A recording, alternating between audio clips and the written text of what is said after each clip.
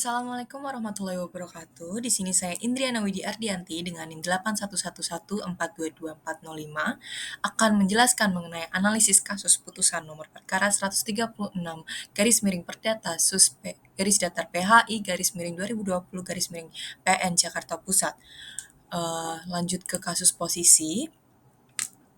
Kasus ini melibatkan perselisihan hubungan industrial antara PT Sepatu Bata, tergugat atau penggugat rekonvensi dan Agus Setiawan sebagai penggugat atau tergugat rekonvensi, karyawan sejak 1990 yang menjabat sebagai wholesale sales coordinator. Konflik bermula dari tuduhan penggelapan oleh Agus berdasarkan laporan audit investigasi PT Sepatu Bata yang menyatakan kerugian sebesar Rp282.190.645 dan meminta Agus mengundurkan diri tanpa pesangon. Agus membantah tuduhan tersebut, menyatakan bahwa kerugian itu adalah piutang usaha dari konsumen, serta menuduh PT Sepatu Bata mengabaikan asas praduga tak bersalah dan tidak menyelesaikan masalah secara musyawarah. Setelah gagal mediasi dan bipartit, Agus mengajukan gugatan terkait pemutusan hubungan kerja atau PHK, termasuk keberatan atas pemotongan pesangon untuk menutupi kerugian. Mediasi dari Suku Dinas Tenaga Kerja Jakarta Selatan menyarankan PT Sepatu Bata membayar hak Agus sebesar Rp459.066.628. Namun perusahaan tidak menyanggupi. Akhirnya, Agus membawa kasus ini ke Pengadilan Hubungan Industrial untuk menuntut hak-haknya. Selanjutnya, adalah uraian perkara nomor 136 garis miring Perdata Sus garis datar PHI garis miring 2020 garis miring PN Jakarta Pusat.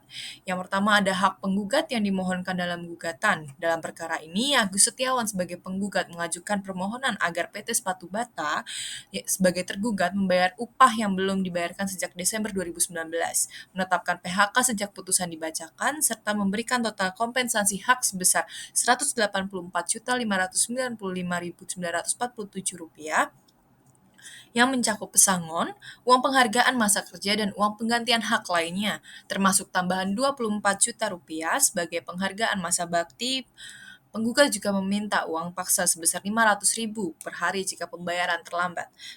Sementara itu, tergugat dalam gugatan rekonvensi menyatakan telah membubarkan Departemen Wholesale sejak Oktober 2019, menyerahkan pemberitahuan PHK pada Desember 2019 dan memberikan kompensasi sesuai dengan peraturan. Tetapi penggugat menolak dan tidak hadir bekerja sejak pemberitahuan PHK.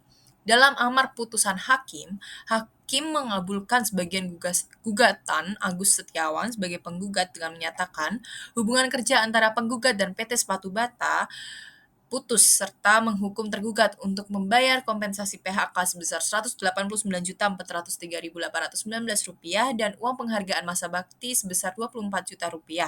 Hakim juga menolak seluruh gugatan rekonvensi yang diajukan oleh tergugat dan membebankan biaya perkara sebesar Rp891.000 kepada tergugat. Selanjutnya, untuk analisis hukum, amar putusan menunjukkan bahwa meskipun tidak semua gugatan penggugat dikabulkan, poin-poin utama justru memenangkan penggugat. Hakim menyatakan hubungan kerja antara Agus Setiawan dan PT Sepatu Bata berakhir sejalan dengan keputusan pembubaran Departemen Wholesale oleh tergugat. Hakim juga menghukum tergugat untuk membayar total Rp189.403.819 sebagai kompensasi PHK dan Rp24 juta sebagai uang penghargaan masa bakti. Penghargaan masa bakti yang berbeda dari uang penghargaan masa kerja diatur dalam pasal 6 Peraturan Perusahaan PT Sepatu Bata sebagai apresiasi untuk masa kerja tertentu diberikan sekitar dalam bentuk logam mulia sesuai masa bakti. Dalam kasus ini, dengan masa bakti sekitar 30 tahun, penggugat berhak atas Rp24 juta sesuai kebijakan perusahaan. Selanjutnya, Majelis Hakim menolak seluruh gugatan rekonvensi yang diajukan oleh PT Sepatu Bata yang mendasarkan dalilnya pada laporan audit investigasi tertanggal 8 Mei 2018. Laporan tersebut menuduh Agus Setiawan sebagai tergugat rekonvensi melakukan pemalsuan, penipuan, dan penggelapan dengan nilai kerugian Rp282 juta Rp990.645, serta meminta Agus mengembalikan kerugian tersebut dan mengundurkan diri tanpa pesangon. Dalil penggugat rekonvensi mengacu pada konsep ganti rugi dalam PP Nomor 78 Tahun 2015 tentang pengupahan. Namun hakim menilai tuduhan tersebut tidak relevan dengan jobdesk Agus sebagai penagih pesanan pihak ketiga yang tidak berkaitan dengan upah atau kewajiban finansial pribadi. Hakim juga menolak klaim bahwa kerugian perusahaan dapat dibebankan kepada Agus sehingga gugatan rekonvensi dianggap tidak berdasar. Tergugat rekonvensi dituduh menyebabkan kerugian perusahaan termasuk gagal menagih hutang customer dan tidak menyetor hasil penagihan. Namun dugaan ini sulit dibuktikan karena kurangnya bukti audit publik yang sah bagaimana diatur dengan Pasal 164 Ayat 2 Undang-Undang Nomor 13 Tahun 2003. Audit internal oleh penggugat rekonvensi dianggap tidak memadai sehingga hakim menolak klaim kerugian dan perhitungan kompensasi PHK yang diajukan.